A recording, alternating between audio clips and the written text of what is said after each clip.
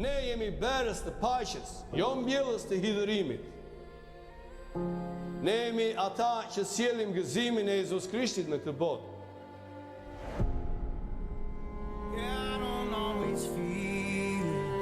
Jeta është vetëm në Jezus Krishtit lart në qiell.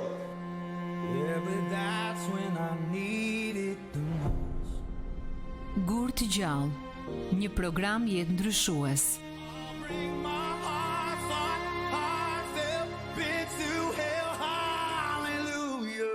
Ftoja Jezus Krishtin sot, thoj, Zoti Jezus, eja.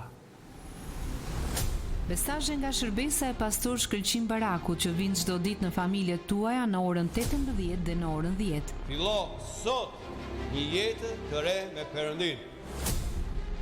Ulem përpara Teje, Zot, për mëkatin që më ke falur në kryq. Nuk kam mrekullim më të madhe. Cili do që të rret emrin e Jezus Krishtit për shpëtim, i janë falur mëkatet në përjetësi. Je një mëkatar i falur. Dhe kur ti e falur, je i shenjtë, dhe ti duhet të ecësh në shenjtëri. Edhe në qoftë se do të vdisni, ju do t'ju duhet të jetoni përsëri. Ky është këmbi. Ky është këmbi. Vetëm në Radio Emanuel. Gur të gjallë. Rikthehemi në studio me njërin nga sepsirës së parë muzikore që startonte programin në ditën e sotme dhe në këtë momente me mua është bashkuar për një bisedë Kostika Zdruli, punonjës social pranë rezidencës së të moshuarve Villa Kennedy. Përshëndetje Kostika. Përshëndetje, mirë se u gjeta. Kënaqësi të jemi së bashku në ditën e sotme. Dhe për mua. Sot unë prezantova edhe pak më herët, do të flasim më gjatë mbi të gjitha shërbimet që ofron rezidenca e të moshuarve Villa Kennedy për të moshuarit, qoftë ato shërbimet në shtëpi, por edhe për mënyrën se si ju funksiononi në rezidencën tuaj. Prandaj, më trego pak më tepër se si lindi ideja për shërbimin e kujdesit në shtëpi dhe çfarë historie ndoshta fshihet pas fillimeve të këtij shërbimi. Po. Së pari doja të theksoj që shumë njerëz se lokalizojnë në qytet si adresë aty te Kennedy, pra ose kur thoshin te ambulanca e vjetër sipas adresave ose toponimeve të vjetra që thonë njerëzit. Te kisha ungjillore, në fillim është nisur me klinikën Kennedy. Duhet të theksojmë që Malena është drejtoresha. Malena ka ardhur është shtesa se belge, është një misionare nga Belgjika, ka ardhur në Shqipëri që nga viti 94, ka punuar në forma të ndryshme, në bashkëpunime të ndryshme, edhe në mënyrë individuale, dhe më pas me krijimin e fondacionit Kennedy, kanë filluar me klinikën, si infermiere dhe me përvojën që ka punuar në Belgjik, pasi ka mbaruar shkollën. Praktika dhe përvoja e tyre ishte kujdes infermieror në shtëpi. Dhe në të njëjtën mënyrë kishin bashkëpunime me organizata ose stafe të tjera që nuk ofronin vetëm shërbim mjekësor në shtëpi, por edhe mbështetje sociale dhe plotësimin e shumë nevojave të tjera. Tani ne e njohim si shërbimi deliver, për shembull për shërbimin e ushqimit ose por si përvojë ka qenë shumë më specializuar jashtë shtetit edhe në forma të tjera. Pra nuk ishte nevojshme të shkoje në restorant, por mund ta çonin në shtëpi. Nuk ishte nevojshme që të shkoje të mjekoheshe në klinik, por vinte infermieri në shtëpi. Puna ka nisur në vitin 2002 me themelimin e klinikës dhe një pjesë e mirë e pacientëve kanë qenë të moshuar, të cilët kishin nevojë për mjekim plagësh si rrjedhimi shumë sëmundjeve që lidhen edhe me moshën. Kam pasur mundësinë të shikoj nëpërmjet fotosh më tepër, domethënë plagë që një sy i lishëm nuk mund t'i përballoj dot. Të siguri një pjesë e tyre të krijuara nga diabeti, nga mungesa e një njohurie se si të kujdesesh për diabetin apo se si të kujdesesh për plagët diabetike. Dhe më pas, kur shikonim që këta të moshuar që kishin një problem shëndetësor, mund të themi automatikisht kishin edhe një problem social. Sepse së pari një pjesë e mirë e tyre ishin të vetmuar.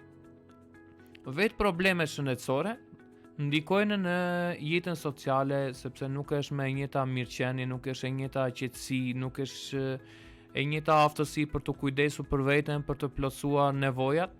Dhe duke bërë këtë lloj identifikimi, ishte si thua punojnë si shërbenin një lloj si tip agentësh që identifikonin edhe nevojat e tjera, nuk ishin mbaruan punën, fashuan plagën dhe ikën, Po sepse ata shkonin konkretisht në ambientin ku ata rinin dhe dashur pa dashur përballeshin edhe me këto sfida që një të moshuari mos u mundo se duhet shëruar plaga, i moshuari i vetmuar nga ana tjetër të thotë po të mos mundoja, po kush do ta bëj pazarin, po kush do gatuaj, kujdes ruaju nga fornela, po si do t'i shmange mund këtij rreziku, duhet gatuaj ose duhet të pastroj, po ja ngrita këtë gjë më dhe mesi.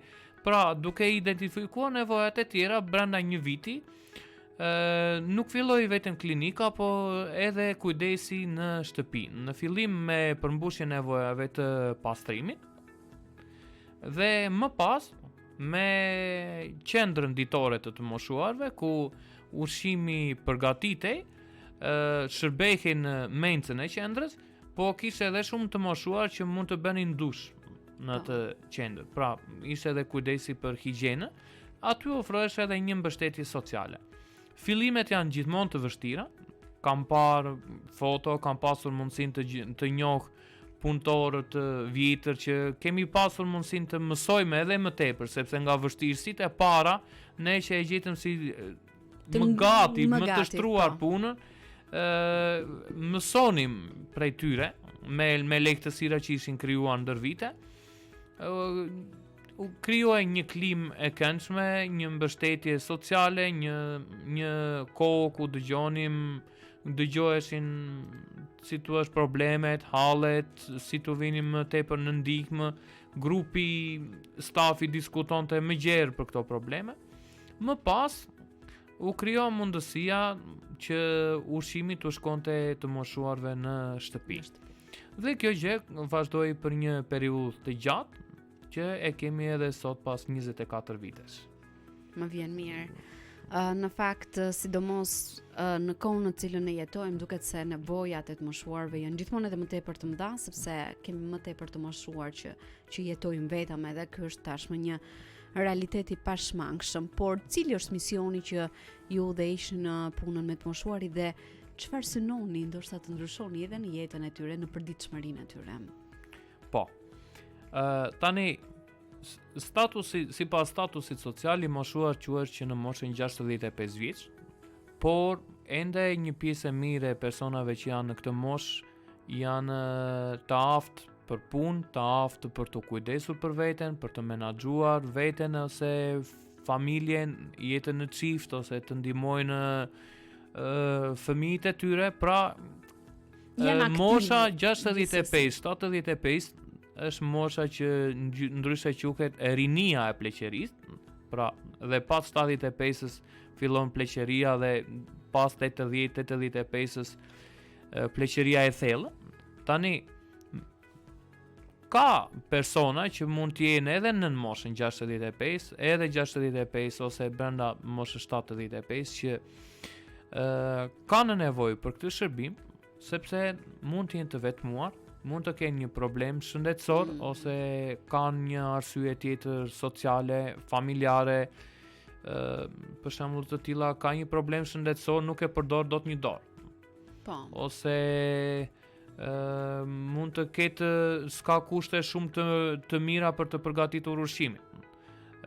Ka një problem tjetër fizik që i duhet të zbresë për ditë që nga kati 5 të shkojë të bëj pazarin, po nuk e bën dot këtë gjë. Si të thuash, pra ka nevoja të kësaj natyre që ata nuk i përmbushin dot. Dhe duke mos pasur mundësit për të përgatitur vaktin bazë, sidomos të drekës, që është një punë më komplekse, shpeshherë detyrohen që të kërkojnë një vend tjetër banimi. Mirë po, ne do flasim më pas edhe për rezidencën. Po ai është një person që mund të jetoj vetë, në qoftë se përmbushen disa nevoja. Kur bëhet si thua një lloj raporti dhe identifikohen nevojat me atë informacionin e bazë, thuhet tani pse ke nevojë? Po ja, kam nevojë për pastrimin, kam nevojë jam vet, kam nevojë për nuk bëj dot pazar ose kam frikë se s'përdor dot furnelën, po gjërat e tjera mund t'i bëj. Është ja për veten e tij. Mund të jetoj në komunitetin përreth, shkëmbej një fjalë ose me njerëzit e tjerë dhe nuk është nevoja që të shkojë në një rezidencë apo si thua të ndrojnë vend banimin apo të kërkoj dhe shërbime të tjera. Gjë që edhe nuk është e lehtë për moshën e tyre. Po. Besoj që edhe kjo është një e ndër vërtet. sfidat më të mëdha që ju hasni. Sidomos për personat që ende janë të rinj, pra 65 ose ka dhe raste të tilla që varet se si kanë ndarë punët në çift. Tani shohim, ka edhe burra që din të gatuajnë, apo ka edhe burra që din të lajnë rrobat, po kur i ndan detyrat shumë veta thonë, po ja, kisha bashkëshorten ajo i bente të gjitha, ndërkohë që burri ka qenë forca ekonomike, gruaja ka qenë ajo që ka mbajtur peshën tjetër. Në momentin që gruaja largohet nga jeta ose është e sëmur dhe nuk mundet, sepse kemi dhe raste që u shërbejmë çift. Po nuk janë në gjendje që të gatuajnë, e thot po ja, s'është më në gjendje gruaja ose gruaja miku. Po edhe ai vetë mund të jetojë. Thjesht ka nevojë për disa shërbime ekstra dhe një nga misioni kryesor është nuk është thjesht përmbushja e nevojave bazë, por është më tepër mbështetja që të moshuarit jetojnë sa më gjatë në shtëpitë e tyre. Sa më gjatë me komunitetin për rreth. Sepse kjo ndikon më pas në gjendjen e tyre emocionale, në përjetimet edhe në gjitha këto. Do të thënë se ju jeni dhe punonjës social dhe fokusoheni edhe tek kjo pjesë. Shiko, rezidenca do, pavarësisht se personat mund të ruajnë lidhje jashtë rezidencës, përsëri është një lloj kufizimi. Kurse kur jeton në shtëpinë e tij, i thot komshiut me mëngjes. Del në bën një shëtitje. Ose qumshi mund ta blerë edhe për 2 ditë. Po të gatuash është një gjë e përditshme që ka nevojë ta mendoj, ka nevojë të menaxhoj më shumë parat, ka nevojë që të shpenzoj të përdor më tepër korrentin, ujin, kur gatuam për një person të kushton më shumë se kur gatuam për gjithë familjen. Është vërtet. Është një gjë tjetër kjo që ka shumë të moshuar që tonë kanë bërë si thua atë llogarinë dhe më del më mirë kështu. Patjetër, pra janë të nevojshme edhe për shkak të ardhrave që kanë. Po, janë edhe më të lishëm, e kam mendjen e fitur si thua që vaktin e kam vjen dreka, ruan kontaktet. Se në fund të fundit e kanë të nevojshme që t'ju shërbehet një vakt i ngrohtë edhe ata të ndjen të sigurt në këtë aspekt. Si duket konkretisht një ditë e kujdesit në shtëpi për një të moshuar që përfiton nga ky shërbim? Po. E thënë thjesht në një ditë normale është që ne shkojmë çdo ditë përafërsisht në të njëjtën orë, çojmë ushimin e paketuar, përshëndesim dhe largohemi. Tani, kjo është e thënë thjesht. Po.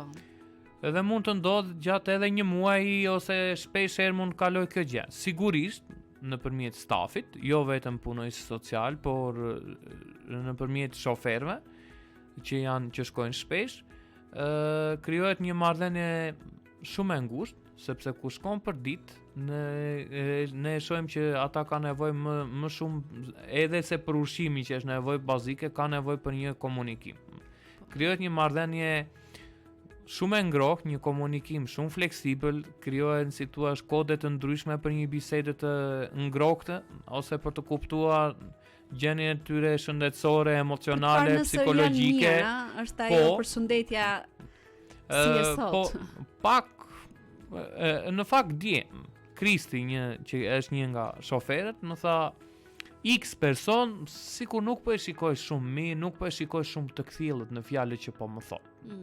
Sepse është një komunikim i përditshëm dhe mund ta shikosh ditën e parë, po kur e shikon të njëjtën gjë ditën e dytë, pra është një marrëdhënie e vazhdueshme që duket diçka që po ndryshon në normalitetin, në sëmundjen e saj ose në gjendjen e saj. Dhe këto janë gjëra që ne identifikojmë sepse e sheh për ditë në të njëjtën situatë, po komunikimi her pas here mund të ndryshojë. Keni raste të tilla si veproni Kostika? Shkon punojësi social për të parë më nga afër situatën tek një moshuar apo? Po, dhe është shumë e rëndësishme sepse ne ruajmë marrëdhëniet edhe me familjarët.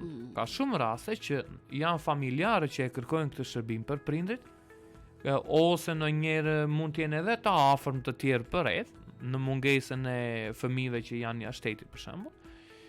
Ka shumë raste që e kërkojnë vetë të moshuarit, po unë jam i përgjegjshëm, të lutem ma jep numrin e telefonit të vajzës, ma jep numrin e telefonit të djalit, sepse ndodh që ne shikojmë diçka dhe djali thot mund këtë ka gjeni, babai merr ushqimin nga fondacioni Kennedy dhe nuk kam komunikuar asnjëherë për shembull. Babai vazhdon komunikimin me fëmijën e tij, kur vjen një moment që ne kemi një problem, themi tani ne jemi nga fondacioni Kennedy, unë jam punonjës social, kemi vënë re këtë situatë, shoferi ditën e parë, ditën e dytë, ose nuk po e gjejmë, sepse ka edhe raste të tilla që kemi shkuar, kemi trokitur, nuk e kemi gjetur. Kodi ka qenë shiko, se jam këtu pranë dhe po s'u përgjigja në telefon, ma ler në filan vend. Ma ler te dyqani. A thot ai dyqani, tore di serdi ta marr. Po pra, kemi pasur dhe raste të kësaj natyre që është rrëzuar, nuk është në gjendje që ta abderën.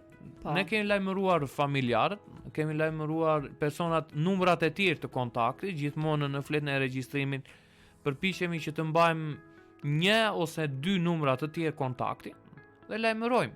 Ka pasur shumë raste të tilla që nëse nuk do kishte lajmëruar shoferi, do ishin në fundin e jetës. Ose nuk do ta kuptonin dot familjarët që kishte ndruar jetë. Do ta gjenin shumë vonë. Sepse ka situata të tilla që një rast është një vajza jetonte shumë pranë, po ndërkohë që kujdese për babain i duhej që të punonte. Në komunikimin që kisha në telefon, më thot po para 2 orësh isha. Në fakt ai ishte rrëzuar dhe ai rrëzim kishte sjell pasoja të tjera që pas një javë ndroi jetë.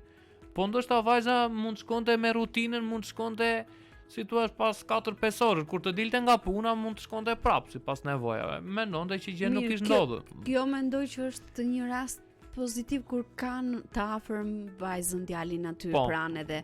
Por le të mos harrojmë raste të tjera kur tek këta të moshuar mund të trokisni vetëm ju për të çuar atë vakt ushqimor. Shiko, kemi raste të tjera që raste të tilla mund të ketë plotën, ne mund të jetojmë bashkë me ta edhe një moment që jemi në punë mund të ndodhë diçka, një aksident i vogël. Por të mendosh për pjesën tjetër të moshuarve që janë totalisht vetëm. Edhe ndoshta presin vetëm dikë si ju për të shkuar, për të çuar atë vakt ushqimor, por edhe për të ndarë ato sfidat e tyre. Nuk janë të pakta rastet që sidomos shoferët që janë, do të thash, nuk janë thjesht timonierë. Do të thënë që po ngasin makinën dhe kanë profesionin e tyre, por janë, si të thuash, një pikë kyçe në këtë shërbim, sepse shkojnë për ditë, nuk kam e dinë që nuk kam për detyrë të çojnë vetëm pakon e ushqimit, se unë si punonjës social nuk mund të shkoj për ditë, sepse janë, si thuash, rutina të tjera. Po shoferi e di që duhet të jetë syçelë, të kuptojë diçka. Nuk janë të pakta rastet kur, si thua, na japin një dru dhe thotë të lutem nesër ma sill të bërë cifla. Ose ka një problem stofa, nuk di të përdor kondicionerin. Nuk di, varet çfarë ka shtypur se janë moshat e thyra tani ndryshuan me telekomandat, programet televizive, këto dekoderat. Nuk e di çfarë ka shtypur, pa televizori mbetet, pa internetin spunon tableti dhe në shumë raste kemi të djemtë që janë të pranishëm. Ne funksionojmë si një staf, si një grup multidisiplinar në kuptimin e vërtetë të fjalës, sepse shumë herë shkon kuzhinjeri që ka dhe patentën, ngjet makinën, shkon i dëgjon edhe vetë në kërkesat që ka për menun, po nga ana tjetër ju menun apo ka edhe sugjerime dhe kërkesa vërtetë. Po, do flasim edhe për këtë, por është si thua edhe shoferi edhe kuzhinjeri dhe unë, edhe infermierët, se do flasin edhe për pjesën tjetër, kur shikojmë një nevojë, ju vim në ndihmë, thash, të mos ketë televizorin, ai ngelet vetë gjithë ditë. Mos ketë tabletin, po e njëjta gjë. Mos punoj telefoni, humbet çdo lloj lidhje me njerëzit. Ai nuk di ta përdor. Jemi ne ata që shkojmë për ditë. Shumë problem. Jemi ne ata që shkojmë për ditë dhe ai me zipret. Ore kam këtë problem, ai ma bëj. Ose më gjej një teknik për frigoriferin. Është një gjë shumë e thjeshtë që të dërgosh një usta, po ai nuk del dot, ose që të gjej një numër ose një. Pra, në shumë raste kemi vlerësuar nevojat të kësaj natyre duke shkuar për ditë, duke ruajtur atë kontaktin për ditë. Ne do të kemi një shkëputje shumë të shkurtër muzikore për të rikthyer vetëm pas pak edhe për të vazhduar bisedën në studio, por në këtë moment e ju ftoj të ndiqni këngën Dua të lavdëroj o Zot nga Çimi dhe Nisa.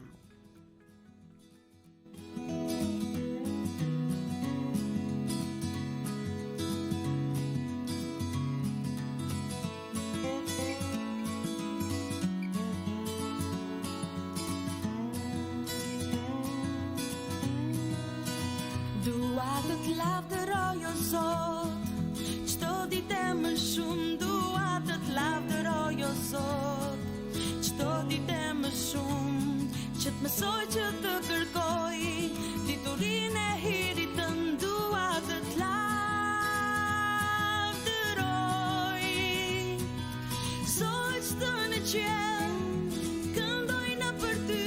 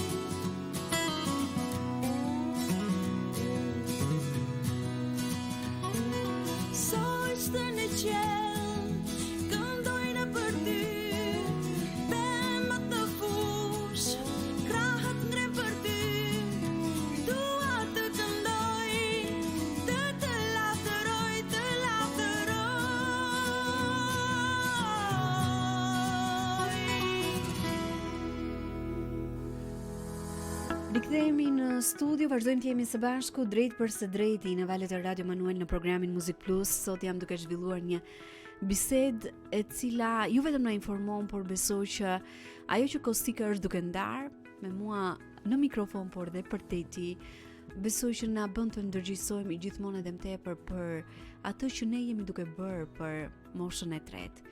Qoftë si fëmijët e tyre, qoftë si niprit mbesat e tyre, por edhe si qytetar të këtij vendi, për mënyrën se si jemi duke i mbështetur, duke ju dhënë atë ndihmë bazike që ata për hir të së vërtetës kërkojnë. Prandaj, Kostika, çfarë ndryshimi real sjell ky shërbim në jetën emocionale dhe në atë sociale të tyre, sepse tham, në atë fizike ofroni një vakt ushqimor të ngrohtë, ato nevojat që mund të kenë në aspektin shëndetësor, por edhe në atë më teknik, por në aspektin emocional dhe social. Siç u thash që nëpërmjet shërbimit ton krijojmë një kontakt të përditshëm dhe ndërtojmë, si të thuash, një kontekst, ndërtojmë një kod komunikimi dhe kjo përçohet edhe në një gjendje emocionale dhe shoqërore, pra bëhemi miq. Kujtoj një rast, zonja ka ndruar jetë, po ne shkonim për ditë dhe se më erdhi si detaj, mua më pëlqente shumë një lloj bime, luleje, edhe bashkë me shoferin që kishim atëre Erioni na pëlqente shumë aroma. Morëm nga një deg dhe sa mund të jetë gjatësia e një lule, nuk e di, për 4-5 vjet. Zonja ndroi jetë, por lula vazhdonte jetoj dhe unë shpesh herë kujtonja, si të thuash, zonjën Efti nëpërmjet lules edhe komunikimit, marrëdhënies që kishim. Nga ana tjetër doja të thoja që ato kujtime që na ngeleshin ne, nga ana tjetër ishin edhe kujtime që ne i linim asaj gjatë ditës. Si thash që si ekip multidisiplinar ne punojmë me mënyrat e ndryshme, me përgatitjen që kemi, por mbi të gjitha ne jemi njerëz të ndryshëm, kemi natyra të ndryshme, si të thuash, natyrë tjetër emocionale dhe marrëdhënia krijohet, si të thuash, nga secili prej ne dhe lidhja është unike. Është e vërtetë. Nga ana tjetër kjo është edhe nga nëpërmjet anës profesionale. Kemi pasur shumë raste që identifikojmë nevoja shëndetësore. Kemi qenë ne ata që i kemi sugjeruar një vizitë mjeku, ose ka shkuar infermierja për të identifikuar se çfarë lloj shenjash janë në trup, mund të kenë dalë capulla, ose jemi ne që ndonjëherë kemi referuar përdorimin e një ilaçi nëpërmjet këshillës së mjekut, ose kemi referuar te një mjek tjetër. Ka pasur raste që ka të moshuar që kanë pasur nevojë për menaxhimin e problemit të diabetit, ose për një periudhë të shkurtër kryerjen e injeksioneve që ai s'do del nga shtëpia, si thua. Ose ndonjëherë ka qenë një ndihmë për të moshuar të vetmuar që nuk plotësojnë dot nevojat e tyre, duke qenë se janë të moshuar dhe si thua, aq i ka nevoja t'ju kemi bler ndonjëherë dhe në një ilaç përkohësisht. Pra, të gjitha këto e bën një të moshuar që të ndihet mirë kur ndodh një problem shëndetësor. I moshuari fillon që të ketë një problem tjetër emocional, se thotë, po si do ta përballoj unë dot këtë, po unë zvete, po s'kam para, po këtë se bëj dot, po atë se bëj dot. Ndonjëherë njeriu ka nevojë që edhe të kthjellohet, se edhe mundet. Po kur është një problem i ri, duhet të kushtosh rëndësinë për të gjetur zgjidhjen. Dhe na ka ndodhur në shumë raste që duke krijuar këtë lloj kontakti, si të thua, i kemi ndihmuar që të qetësohen, brenda mundësive që kemi pasur i kemi ndihmuar me sugjerime.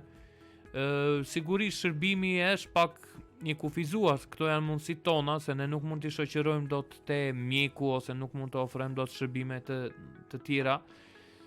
Por vënia në dienie e familjarëve, për shembull, për diçka që ne e shohim për ditë, i kanë ndihmuar ata që të fokusohen më tepër, se në rolin si punonjës social që kam për detyrë që të shikoj nëse ka edhe një problem, ose të kemi edhe një kontakt me komshiun ose me dikë tjetër që e një rrotull. Kur vjen momenti, i jap një informacion, për shembull, fëmijës që shiko se kanë vënë re këtë dhe them, shiko, më fal, se është puna jote, por unë mendoj që ka nevojë për këtë kujdes, sepse në shumë raste jepni sugjerimet tuaja, duke qenë se jeni në kontakt të vazhdueshëm. Sepse ne kemi përvojën që, si të thuash, një person ka 2 prindër.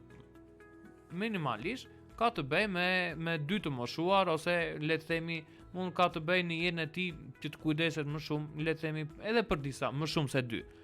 Por përvoja jonë është që ne merremi me këtë punë edhe i bën një sugjerim tjetër. Shiko se mund të shikosh këtë problem shëndetësor, ose mund të zgjidhësh këtë problem që po shfaqet kohët e fundit. E shikojmë që nuk është i kthjellët.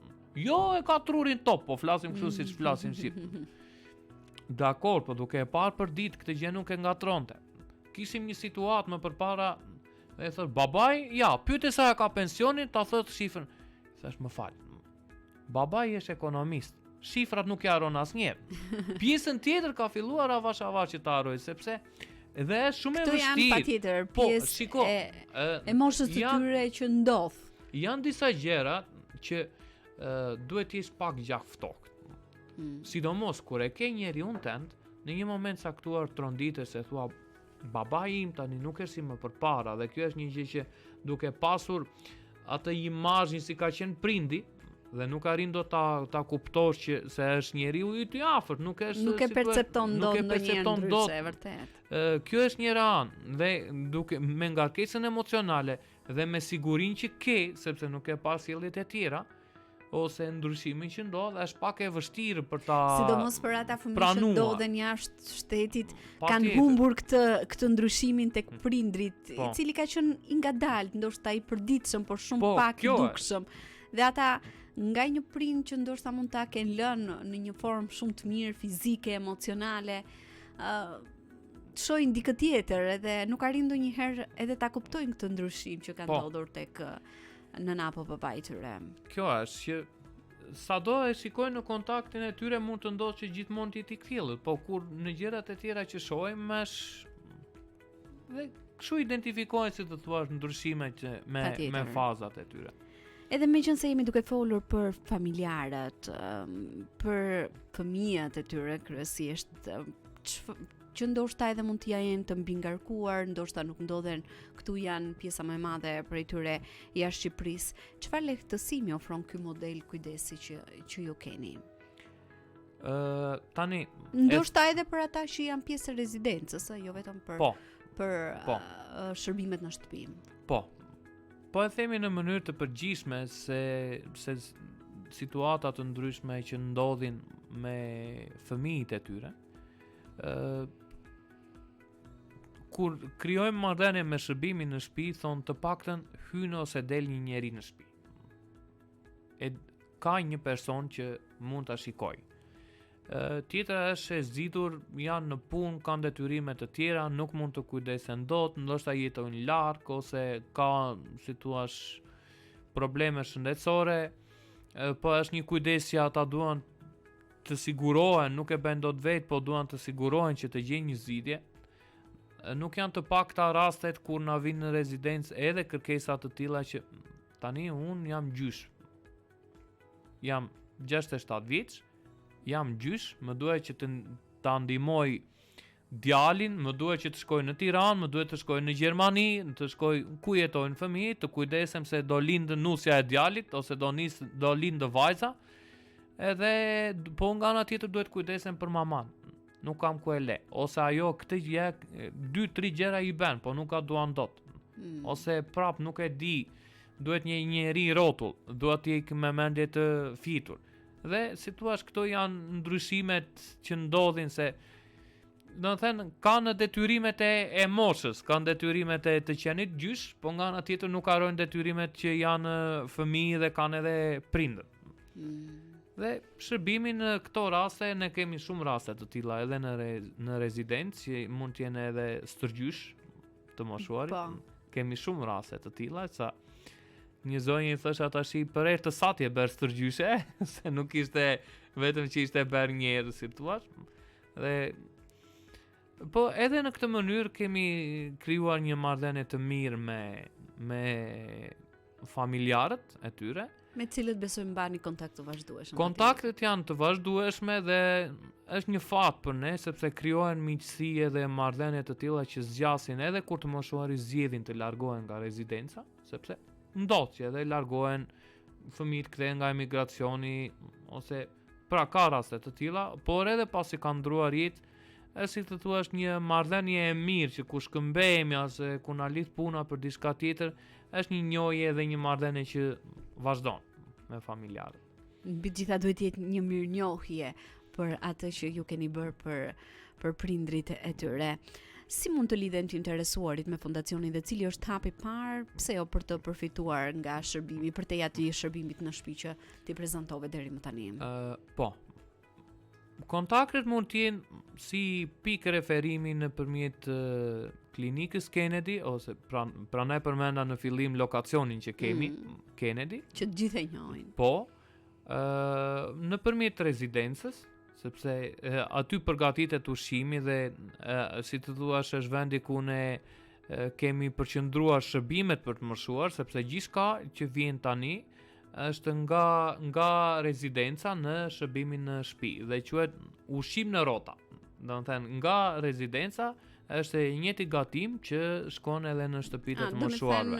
I njëjti staf që shkon për pastrim, po, e njëjta menu. I njëjti staf që shkon për pastrimin në shtëpi janë të njëjtat që kujdesen në rezidencë.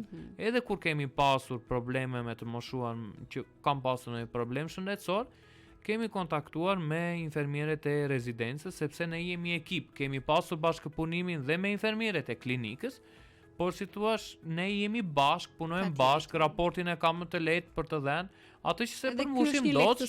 Po. Pra ndihma e parë vjen si thua nga stafi që jemi në rezidencë. Kur është një kujdes i vazhduar, një mjekim plagë ose diçka tjetër, më pas bëjmë lidhjen me klinikën që e ka shërbimin në shtëpi të përditshëm. Po. Kujdesi mjekësor. Nëpërmjet numrit tim të telefonit që domethënë rezidenca e ka lënë si numër kontakti, të cilin unë e kam ndarë në fakt edhe në puntatat shkuara të programit Music Plus. Po. Është lehtësisht i gjetshëm kontakti, patjetër edhe qyteti Korça aq është për mënyrën se si ne duhet të kontaktojmë edhe për gjithë ata që e kanë një nevojë të tillë. Kostika, kur kujdesi në shtëpi nuk është i mjaftueshëm, si merret më pas vendimi për kalimin në rezidencë? Po. Tani doja që të kishim një lidhje të ngushtë logjike në ato që po themi. Shërbimi në rezidenca është situar vazhdimi i shërbimit në shtëpi, por nga ana tjetër ne nuk harrojmë themelin që themelet e rezidencës janë në shërbimin në shtëpi. Pra, janë të lidhura ngushtësisht janë ngushtësisht të lidhura dhe si të thuash nuk mbi vlerësohet njëra mbi tjetrën, po secila ka misionin e saj. Tham që ne i mbështesim të moshuarit të jetojnë sa më gjatë në shtëpitë e tyre, por mbështetja jonë vazhdon edhe kur ata nuk munden me. Kriteret së pari janë 3 kritere kryesore. Duhet jenë nga qarku i Korçës, pra nuk është se marrin vetëm persona që i kemi në shërbimin në shtëpi ose persona që jetojnë vetëm në Korçë, po duhet jenë nga qarku i Korçës. Kërkesat shpeshherë vijnë edhe nga gjithë Shqipëria. Por ne e kemi si parim që të kujdesemi për ata që i kemi pranë, që kemi afër. Kërkesat sapo vinë dhe poshtohen vazhdimisht. Dhe ju themi na vjen keq, po ja kam dëgjuar fjalë të mira, jam nga Durrësi, jam nga Shkodra, jam nga Vlora, jam nga Fieri, po më vjen keq, domethënë, po ja nga ka raste të tilla që thon, po ja në Prenjas jemi. Po mirë, afër Prenjasit është Librazhdi, është Elbasani, shtohet i themi. Domethënë, po ja komshinj jemi, ja po Gradeci afër. Janë ca kritere që i respektojmë. Ky është e para është nga qarku i Korçës. Të jenë mbi 65 vjeç. Kemi pasur edhe persona që në moshën 65 vjeç që jemi kujdesur, por duhet të kem pasur si të thuash arsye shumë të forta, shëndetësore, arsye sociale ose arsye të tjera ekonomike, kushte të vështira, banimi, gjëra të tilla, që si të thuash ardha në rezidencë ka qenë shumë bindse, se nëse nuk do kishte nevoja kaq të theksuar, do sugjeronim shërbimin në shtëpi. Dhe nga ana tjetër një sfidë që sapo vjen edhe po përballemi më tepër është shëndeti mendor i të moshuarve. Demenca, Alzheimeri, që janë sëmundje që njihen kryesisht sëmundje që shoqërojnë në moshën e thyer, nisi ndonjëherë edhe në mosha shumë më të reja, në moshën 50-60 vjeç, por kur është i moshuar dhe ka probleme me tensionin, normalisht është një sëmundje që sapo vjen edhe po bëhet më dukshme, personat me demencë, me Alzheimer, ka her pas herë dhe të moshuar me diagnoza të tjera të shëndetit mendor. Është shumë e vështirë për të kujdesur për ata persona. Vizioni vazhdon të jetë një pjesë tjetër e rezidencës ku këta persona të jetojnë të sigurt. Për momentin nuk e kemi pjesën tjetër. Lutemi dhe dash të Zotit që të krijojmë mundësitë për të pasur dhe pjesën tjetër. Arsyeja pse jemi pak më të rezervuar për persona me demencë është sepse në momentin që ndryshojnë në mjedisin ku jetojnë, e kanë shumë të vështirë për të orientuar. Rezidenca është përshtatur për persona që nuk kanë probleme me orientimin dhe ata mund të dalin lehtësisht. Ishte një rast që më thanë po s'kini ma në njeri me probleme me të shëndetit mendor? I thash kemi marrë, po kemi mësuar nga përvoja se e kemi gjitur me polici. Sepse ka pasur raste të tilla që si të thuash kërkon një shërbim ekstra më të specializuar që ta kesh më në vëmendje. Si të thuash simptomat e sëmundjes duke pasur çrregullime të sjelljes, duke bërë veprime jo të përgjegjshme, nga ana tjetër krijojnë një shqetësim për të moshuarit e tjerë, sepse aty është një komunitet që janë persona që krijojnë miqësi atje ku ndjehen mirë, por nganjëherë si të thuash nuk ndjehen rehat kur ka shqetësime të tjera. Ne menaxhojmë personat që vinë, ne nuk e dim sa ai mund të preket me demencë. Vjen mosën vjen 75 vjeç, nuk ka asnjë problem, pas një viti fillojnë shenjat e para të arresës, të cilat mund të menaxhohen nëpërmjet vizitave, nëpërmjet mjekëve psikiatër, po ndonjëherë edhe nuk mund të mbahen stabil, se nuk është një sëmundje që shërohet, degradon vazhdimisht. Ilaçi mund të mbaj stabil, ai sa mund të mbaj. Këto janë raste që ne nuk i nxjerrim dot nga rezidenca. Si të thuash, ne ai për ato ditë ka ardhur, kur mund të mos jetë mirë, se kur është mirë, mund të jetojë edhe vetë ose do bëj edhe familjar. Në këto raste pastaj ne avash ndërtojmë një lloj plani, duke i njohur sjelljet e tij, duke pasur prirjet, se ka shumë që ndoshta nuk duan të largohen, po ne na kemi pasur kohë, kemi njohur që mirë, sado këtë gjë nuk besojmë që ta bëj.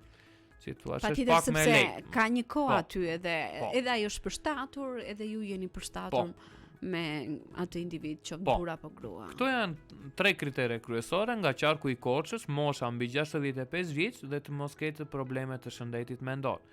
Kur i kemi nga shërbimi në shtëpi, është shumë më lehtë të identifikojmë nevojat, sëmundjet, problemet.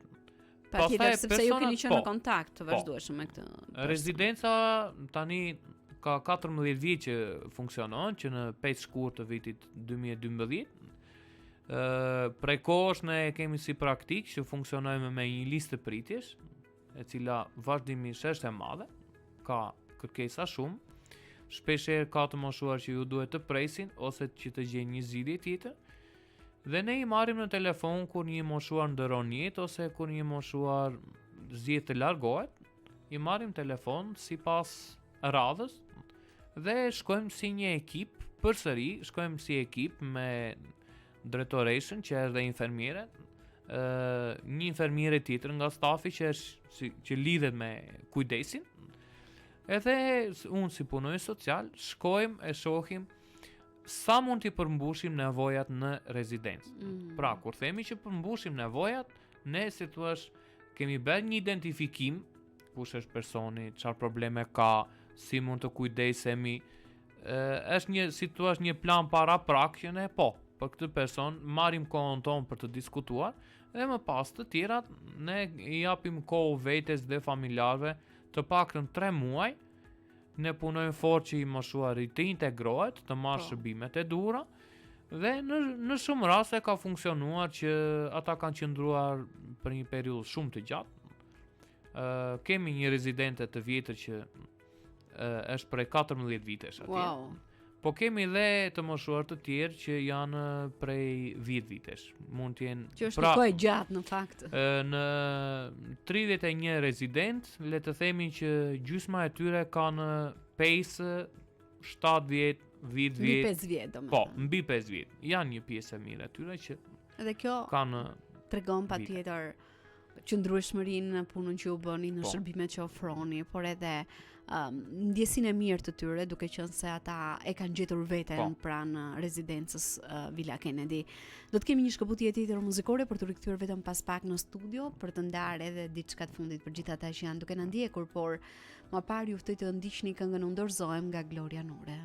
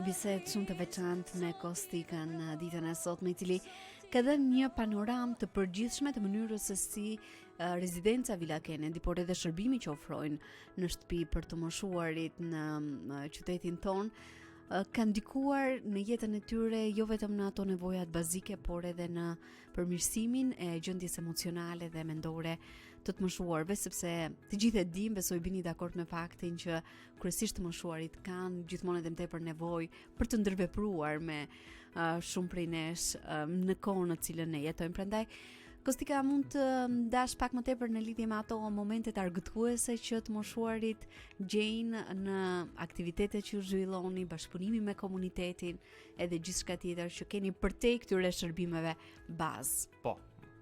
Atëherë, është shumë e nevojshme që përveç shërbimit bazë, pra kujdesit për higjienën, mbi kçyrjen infermierore, kujdesit për ushqimin, pra që ne sigurohemi që çdo ditë ata kanë një lloj mirëqenieje. Është shumë e rëndësishme pjesa e aktivitetit. Po e nisim nga shërbimi në shtëpi në rastet e të moshuarve që mund të dalin, mund të jenë më të pavarur. Ne i bëjmë pjesë të aktiviteteve tona, ne një herë në vit bëjmë një aktivitet në një vend turistik dhe i ftojmë që të vinë edhe të moshuarit nga shërbimi në shtëpi bashkë me të moshuarit e rezidencës. Kur kemi disa festa, i ftojmë që të festojnë ata të moshuar edhe në ambientet e rezidencës. Pra, është një gjë e mirë kjo për të ndryshuar atë rutinën e tyre. Ne përpiqemi që të bëjmë shumë aktivitete ergoterapie, Dita në rezidencë fillon me gjimnastik. Gjimnastika nuk ka rëndësinë thjesht nga ana fizike, por si thua është një rritje e përqendrimit të tyre për të bërë një veprim.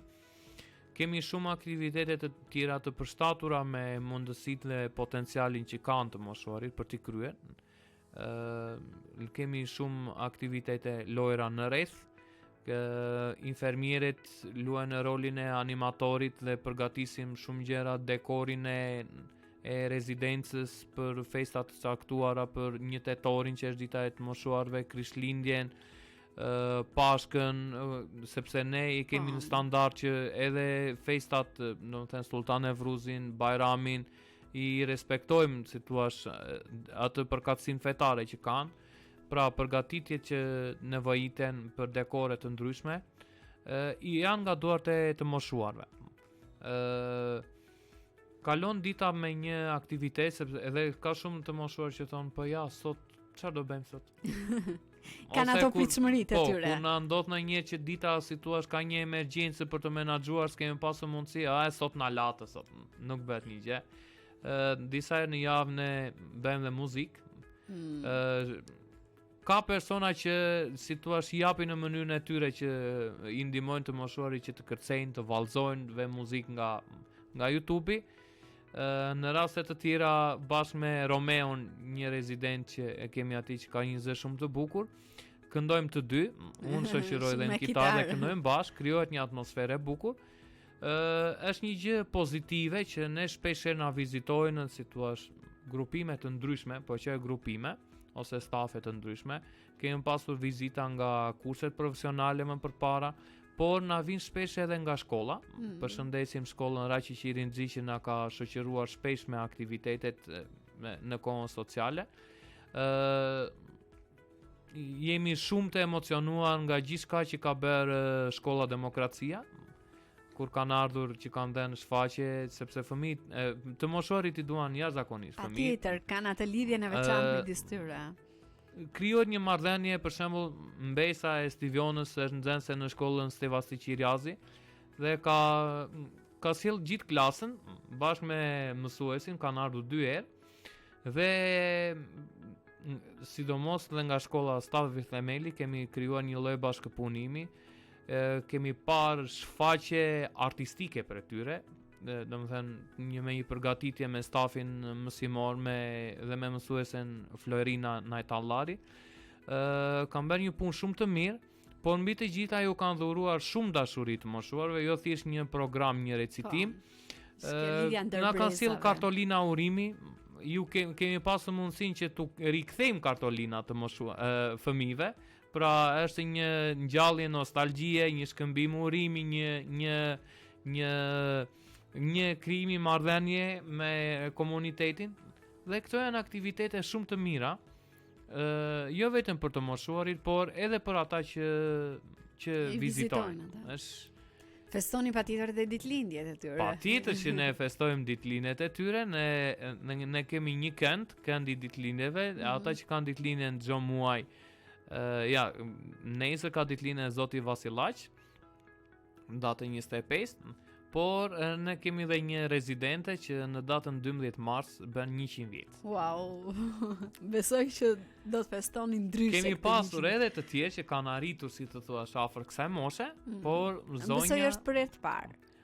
Po, që arrin 100 është për herë të parë. Është shumë e veçantë, është patjetër një kemi mosha të tjera 95, 97. Një emocion i veçantë. Po, është emocion i veçantë, sa edhe vetë zonja ndonjëherë nuk arrin do ta pranojë. Ka gjyte. Rëndësika se sa ndihet, jo se sa po, është. Ajo që ne edhe përdorim me njëri tjetrin. Kostika, jam e sigurt që me eksperiencën tënde personale, por edhe të stafit aty përgjatë këtyre viteve, keni shumë për të ndarë dhe ti si zëri tyre ke shumë për të prezantuar për dëgjuesit, por për shkak të minutazhit të kufizuar ne u përpoqëm të përcjellim në vija të përgjithshme gjithçka që ju ofroni mbi të gjitha për të moshuarit pranë rezidencës, por edhe në mënyrën tjetër që ju shërbeni në shtëpitë e tyre. Prandaj në përfundim të bisedës tonë në studio Çfarë mesazhi do t'ju jepni atyre që ndoshta ezitojnë të marrin këta për të bashkuar tek rezidenca, por pse jo? Edhe një mesazh për fëmijët që janë duke na ndjekur në këtë moment për realitetin në cilin e jetojmë, duke qenë se me punën tuaj, me shërbimin tuaj ju e prekni shumë më tepër. Po. Së pari duhet ta nis me një thënie që drejtoresha jon Marlena e përmend gjithmonë. Nuk është e lehtë që si thua të lëvizësh një pemë të madhe dhe ta mbjellësh në një kopësht tjetër. Ne jemi njerëz që kemi një histori, vetit ajo është një histori, është një kontekst shumë i madh, lidhje të ndryshme me komunitetin dhe si thua ai largimi nga shtëpia pas here duhet të lesh prapa shumë gjëra. Është shumë e vështirë. Siç u thash, gjithçka ka nisur përmes shërbimit në shtëpi, që ne e mbështesim qëndrimin sa më gjatë, sepse vazhdon integrimi me komunitetin në mënyra të ndryshme, në faza të ndryshme të jetës, sepse nëse kishte të bënte gjatë punës me punonjësit apo me miq, tani ka të bëjë me doktorin. Po aty ku shkon te doktori, takon dhe komshiun, takon dhe një kushëri, takon dhe një tjetër dhe si thua, këto janë marrëdhënie, këto janë lidhje që nga njëra anë ke hallin, po nga ana tjetër ndryshon dita në anën sociale. Dhe prandaj e mbështesim qëndrimin në shtëpi. Nga ana tjetër, ne atë që ju themi shpesh shumë të moshuarve, ndodh në telefon ku na marrin, alo, azili? Nuk jemi azili, është pyetja e parë. Është përgjigjja e parë. Nuk jemi azili. Jemi shtëpia e të moshuarve. Sigurisht që fjala azil në kuptimin e parë mund të jetë një vend strehim, por nga ana tjetër është shoqëruar me atë konotacionin e keq, si të thuash. Ne jemi shtëpia e të moshuarve, ne jemi një vil, të moshuarit ka nevojë për respekt, të moshuarit ka nevojë për detyrime, ka nevojë për, domethënë ne kemi shumë detyrime, kemi standarde, ka nevojë për dinjitet dhe krijohet një marrëdhënie reciproke midis të drejtave të tyre dhe detyrimeve që kanë. Si në një shtëpi pa rregulla nuk funksionon asnjëherë, e njëjta gjë është edhe në rezidencë. Dhe për lidhje me këtë pjesë, si thua, do t'i inkurajoja të moshuarit që në momentin që nuk kanë zgjidhje, të shikonin rezidencën me zgjidhjen që po shkojë të marr kujdes. Ne përballemi shumë herë me fëmijë që kanë paragjykime nga persona të tjerë. Dhe ai thot, po unë duhet shkoja në Itali? Po, duhet shkoja në Itali se këtu ishe pa punë. Ose je i detyruar të shkosh në Itali se ke një fëmijë që ka disa nevoja që ti nuk ja përmbush dot këtu. Nga ana tjetër i moshuari ngelet vetë. Tashi, ta le vetë pas një lloj kujdesi? Apo ta çoj atje me njerëz? Sepse kur dëgjojmë, ata fëmijët e lanë atje, kemi dëgjuar shumë raste. Në fakt është një ndër problemet tona kulturore për të gjykuar gjithmonë, edhe në raste të tilla. Ne kemi diskutuar ndër vite. Ne do donim të mos ekzistonim si shërbim. Do thënë, nëse pleqëria nuk do ekzistonte, nëse vetmia nuk do ekzistonte, emigracioni, kushtet e tjera, ne do donim të mos ekzistonim, të moshuarit do jetonin të lumtur pranë familjeve të tyre, problemet do ishin më pak edhe nuk do ishte nevoja. Prandaj ka të moshuar që është një moshuar që thotë shpesh, un kam 2 shtëpi. Vajza më mori në Selanik, nuk kujdesej dot për mua sepse un jam me astmë dhe doktori i tha vajzës, "Në do ta vdesësh babin, mbaje këtu në Selanik." I vetmuar në shtëpinë e tij në Korçë nuk jetonte dot. Djali i tjetër është në Rumani. Më thot djali, hajde shpesh, nuk përshtatem dot me atë shtëpi. Është ajo që ti the në fillim, që është shumë e vështirë që janë të shumë të përshtaten edhe të zhvendosen të jetojnë ndoshta diku për te vendit të tyre. Janë shumë të moshuar që me atë kthjelltësinë e tyre të mendimit i mendojnë të gjitha zgjidhjet dhe pavarësisht se nuk e kanë të lehtë sa herë që ikin me kokën pas, e të marrë këtë gjë nga shtëpia, jo se kjo më kujton këtë, jo se kjo më kujton këtë, se ne kemi në raste kur shkojmë ne që i ndihmojmë dhe themi po merr edhe një kornizë, merr edhe diçka tjetër se ke një kujtim nga shtëpia, diçka tjetër. Sigurisht që në dhomë nuk është e nevojshme për akomodimin që të sillin asgjë, Po prapë është për një të gjë që të krijuar kujton atë shpinën. ambientin e tyre. Dhe ka të moshuar që kanë atë forcën që e marrin vetë vendimin, ka të tjerë që ju duhet pak kohë duke mirë kuptuar fëmijët në pamundësitë e tyre që su shërben dot, ose nga ana tjetër që thosh shiko, është e nevojshme kjo gjë, se tani ti ke nevojë edhe për një infermier, ke nevojë për një menaxhim medikamentesh që dhe unë nuk e bëj dot, duhet të punoj së një person tjetër. Ka raste që është pak e vështirë. Ne bëjmë të gjithë bëjmë punë sociale, unë jam punonjës social, po e gjithë struktura, të gjithë, si të thuash, kemi nga një lloj detyre sociale. Duhet jenë të vëmendshëm dhe edhe në këtë aspekt. ndihmojmë që të moshorit të integrohen ngadalë, të jenë të mikpritur në shtëpi, edhe si të thuash përshtaten me kalimin e kohës. Kostika, shkurtimisht, me 2 fjali, çfarë mund të thuash një mesazh për fëmijët që janë duke na ndjekur në këto momente, edhe duke qenë se ke parë më nga afër realitetin e trisht që na shoqëron. Jam përballur kohët e fundit e kam rikujtuar me vajzën e një zonje që unë dal nga jeta kohët e fundit, dhe ajo e kishte vetë këtë lloj paragjykimi, thosh si do ta sjell atje. Do doja që si thua të shërbente si lloj lehtësimi për fëmijët, në qoftë se janë në kushtet që nuk kujdesen dot vetë për të moshuarit e tyre.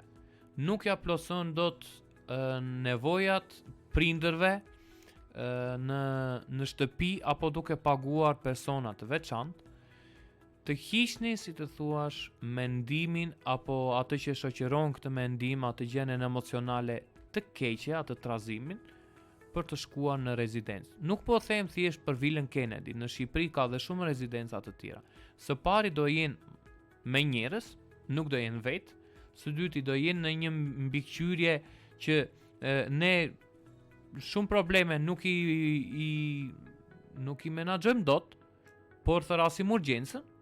Pra, të jenë, kjo është përfundimi. Në qoftë se nuk kujdesen dot, të mendojnë që është në një vëzhgim, nuk po e lën vetë, nuk po e lën pa kujdes. Mendoj që kjo do jetë ajo forca për të marrë vendimin, për të bërë zgjidhjen. Unë të falenderoj vërtet shumë për gjithçka që ndave në ditën e sotme, ishte kënaqësi të ishim së bashku, ju uroj dhe ju përgëzoj për punën që u bëni, duke qenë se jeni patjetër në ndihmë të komunitetit edhe në ndihmë të moshës së tretë me shërbimet që ofroni. Falenderit, punë të mbarë. Ne përfundojmë bisedën tonë në studio në këto momente me Kostikën, shkëputemi për të ndjekur një tjetër hapësirë muzikore, rikthehemi së bashku pas pak.